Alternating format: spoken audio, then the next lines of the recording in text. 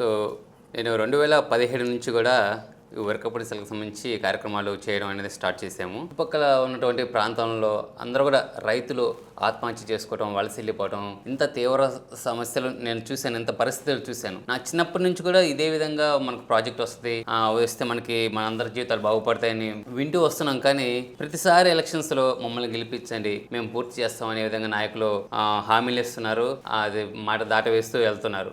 ఈ ప్రాజెక్టు గురించి మేము తెలుసుకుంటున్న టైంలో గతంలో దీనికోసం చాలా భారీ ఉద్యమాలు జరిగాయి. అంత ఉద్యమాలు జరిగినా కానీ ఈ ప్రాజెక్టు కాలేదు. అంటే మళ్ళీ ఆ స్థాయిలు చేస్తే తప్పితే మళ్ళీ చిన్నగా ఏదో అర్జీలు ఇస్తే ఈ ప్రాజెక్ట్ అయ్యేది కాదు అని మేము మళ్ళీ ఆ స్థాయిలో చేయాలని ఆలోచనతో ఈ ప్రాజెక్టు కోసం ఒక దృఢ సంకల్పం తీసుకుని రావడం జరిగింది. అలాగా చేస్తున్న టైంలో ఎక్కువ అందరూ కూడా పల్నాడు శ్రీను అని పిలవడం అనేది కూడా స్టార్ట్ అయింది. సో ఆ విధంగా నా పేరు అనేది పల్నాడు శ్రీనుగా అయిందండి.